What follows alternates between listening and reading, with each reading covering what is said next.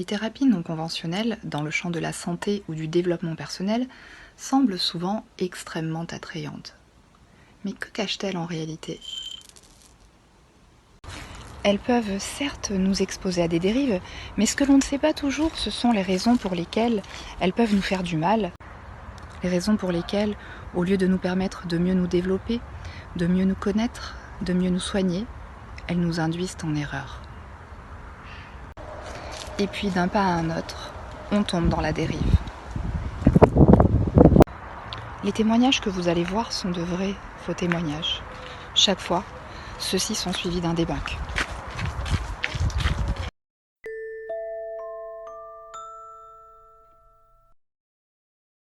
Un jour, mon psychologue m'a dit que il y avait quelque chose qui allait pas en profondeur, que j'avais sûrement des choses qui étaient refoulées et que c'est ça qui causait mon malheur aujourd'hui.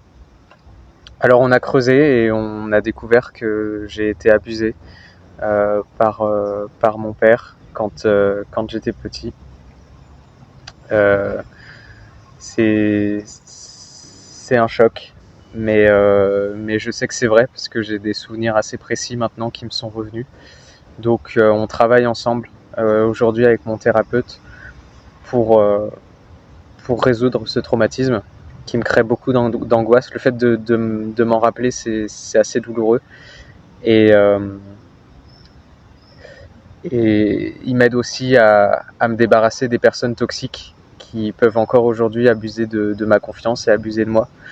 Donc voilà le travail que j'effectue avec ce thérapeute. Le fonctionnement de notre cerveau est si complexe qu'il est capable de construire des faux souvenirs et donc nous persuader qu'il s'agit de vrais souvenirs.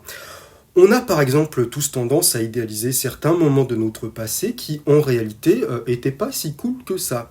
Du coup, pour revenir à Paul et son traumatisme, on peut imaginer que c'est sur la base de ce que lui a suggéré son psychologue qu'il a construit cette histoire tragique.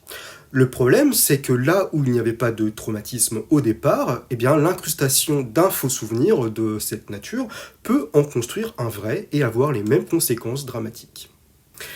Et enfin, parler de personnes toxiques est également problématique. Alors bien sûr, il existe des gens un peu douteux, mais lorsque c'est votre thérapeute qui vous insuffle qu'il l'est pour vous, là on est en train d'entrer dans une relation d'emprise. Pour conclure, méfiez-vous des thérapeutes qui vous parleraient d'amnésie traumatique tout en cherchant à trouver l'origine de ce qu'ils ont eux-mêmes énoncé. Bonjour, je m'appelle Anthony et mon médecin pratique la médecine holistique. L'idée, c'est de tenir compte de l'être dans sa globalité, c'est-à-dire l'âme, le corps et l'esprit. Mon médecin utilise les énergies d'air. C'est comme une montagne, tout ce qu'on arrive à faire avec nos mains. Il y a un an, j'étais en burn-out et en fait, ce que j'avais pas compris à ce moment-là, c'était que mon travail n'était pas du tout aligné avec le désir profond de mon âme, avec ma mission de vie, en fait. Et ça, mon médecin, il a tout de suite ressenti et il m'a amené à faire une grande prise de conscience. Grâce à notre cheminement ensemble, j'ai enfin pu accéder à mon potentiel intérieur qui était bloqué à cause de mes pensées limitantes. Et du coup, on se voit toutes les semaines afin de travailler sur mes blocages énergétiques et afin que je puisse devenir la meilleure version de moi-même. D'ailleurs, il m'a découvert des facultés de guérison. J'arrive à voir les blessures karmiques. Et alors, j'ai fait un acte de foi et j'ai ouvert mon propre cabinet énergétique où je peux, moi aussi, enfin contribuer à éveiller les consciences. Il n'y a vraiment pas de hasard. Je l'ai croisé pile au bon moment. Encore une synchronicité, en fait. Il est en effet primordial de considérer l'individu dans sa globalité. Cependant, pas besoin de faire appel à la médecine holistique. La médecine classique, tout comme les thérapies qui s'inscrivent dans une perspective scientifique, tient déjà compte de cette globalité en s'appuyant sur un modèle, le modèle biopsychosocial. Biologie, psychologie, sociale. Certains thérapeutes ou coachs de développement personnel introduisent dans leur pratique des propositions de soins liées à la spiritualité, qui n'ont pourtant jamais prouvé leur efficacité quand on a essayé de les tester. Ils s'inscrivent dans une idéologie de type New Age qui surresponsabilise l'individu, en l'appelant à devenir une meilleure version de lui-même. Tout est entre ses mains. S'il échoue dans son traitement thérapeutique ou dans sa tentative de développement personnel, c'est de sa faute. C'est qu'il n'a pas fait ce qu'il fallait pour être plus éveillé, pour atteindre un haut niveau vibratoire, l'individu est culpabilisé et on ne remet jamais en question le bien fondé des idéologies défendues. Le vocabulaire utilisé peut nous permettre de détecter cette spiritualité New Age et de nous préserver d'une mauvaise prise en charge, voire d'un risque de dérive sectaire. Des termes tels que holistique, âme, énergie, alignement, mission de vie, prise de conscience, potentiel intérieur, pensée aux croyances limitantes. Certaines victimes de ces dérives se coupent de leur ancienne vie, de leurs relations et se privent des connaissances disponibles dans le champ de la science qui pourraient leur permettre, avec plus d'efficacité, d'atteindre leurs objectifs.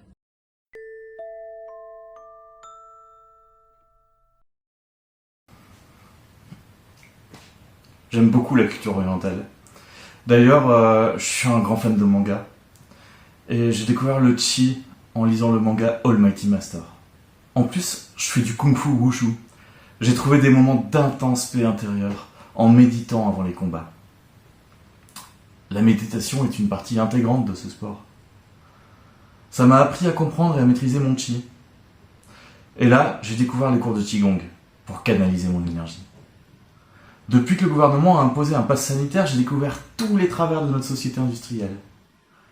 Je retrouve des sensations naturelles et primaires grâce aux savoirs ancestraux et traditionnels. J'aimerais partager cet éveil avec mon entourage, mais c'est parfois difficile de convaincre. Alors, avec les autres élèves du club de Qigong, on a décidé de faire des petits événements en plein air. J'avais vu un documentaire Arte à propos de la médecine traditionnelle chinoise, ça m'a ouvert l'esprit. Et puis, les organismes officiels reconnaissent aussi l'intérêt de ces pratiques, comme l'OMS. J'ai même été à une conférence à l'université de Nice, où une chercheuse nous en parlait. Ils avaient même organisé une séance derrière, avec les gens. Nous avons tendance à penser que ce qui vient de loin, ce qui est ancien ou naturel a de la valeur. Mais ce n'est pas nécessairement le cas. Alors que les mangas nous familiarisent par exemple avec la médecine traditionnelle chinoise, comme s'il s'agissait d'une véritable science, si l'on s'intéresse au Qi, l'énergie universelle qui traverserait les méridiens du corps humain, on se rend compte que ce concept n'est pas valide. À une époque où les dissections étaient interdites, on connaissait en effet insuffisamment le corps humain. On avait imaginé 365 points de pression sur des méridiens, sur la base d'une correspondance cosmologique avec les 365 jours de l'année. Ces points sont ceux qui sont utilisés en acupuncture. Or, l'existence des méridiens n'a jamais été prouvée. Certaines pratiques sportives représentent une porte d'entrée pour des dérives spirituelles. Le kung-fu est par exemple susceptible d'amener au qigong, une gymnastique alliant sport et spiritualité, qui s'appuie sur des théories pseudo-scientifiques. Elle semble nous offrir un monde alternatif meilleur, d'autant plus salvateur quand le monde qui nous environne nous apparaît violent. Et l'engouement qu'elle suscite conduit leurs membres à s'engager dans des actions de prosélytisme. Elles ont parfois si bien réussi à s'immiscer au sein de notre quotidien qu'elles en viennent à recueillir la caution d'institutions officielles, à l'issue de véritables guerres de l'information.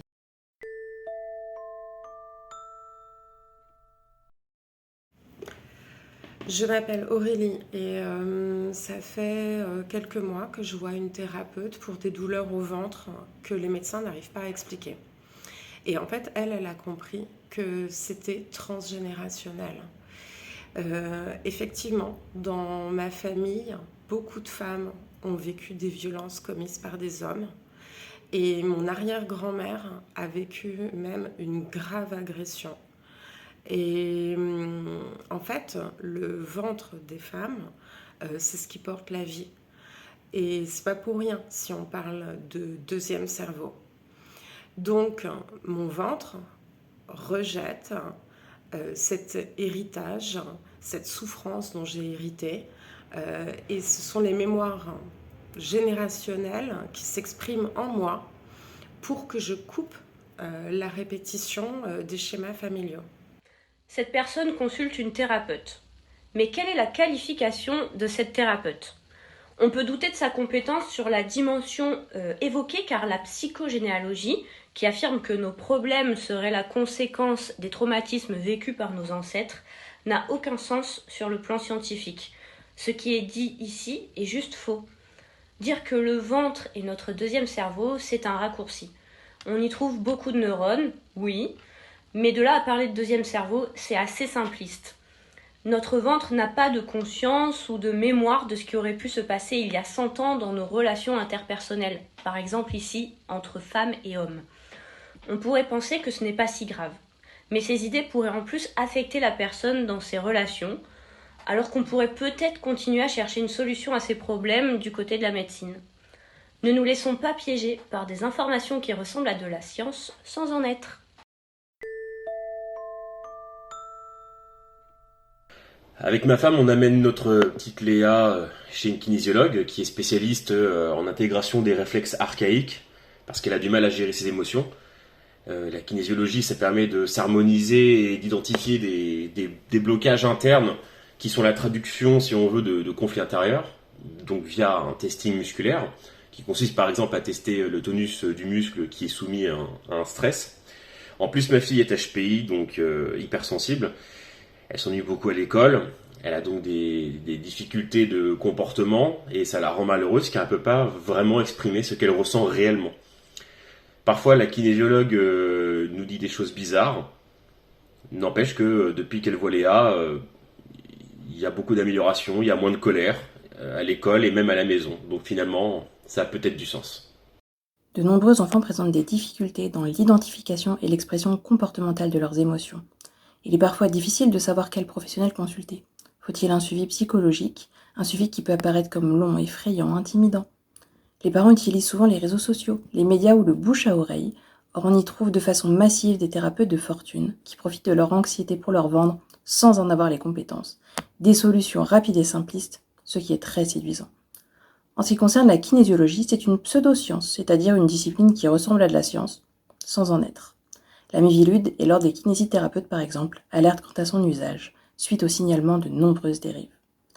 Il en est de même pour l'intégration des réflexes archaïques, une méthode qui ne reflète aucune réalité neurologique, mais qui est très en vogue. Elle repose sur l'utilisation de mouvements rythmiques pour aider à l'intégration de réflexes archaïques, qui, en s'exprimant, engendreraient de multiples symptômes, en allant des troubles autistiques, en passant par le mutisme sélectif, jusqu'à la procrastination. En ce qui concerne les enfants HPI, contrairement à la croyance populaire, ils ne présentent pas plus de difficultés que les autres. Le HPI constituerait même un facteur protecteur selon les études scientifiques récentes. Il est donc fondamental de vérifier la qualité de ces sources d'informations et de consulter en priorité les professionnels recommandés par les instances compétentes pour éviter de tomber sous le coup d'un faux diagnostic ou autodiagnostic et ne pas retarder l'accompagnement de troubles comme les troubles anxieux, les TSA ou les TDAH qui peuvent, eux, expliquer des troubles du comportement.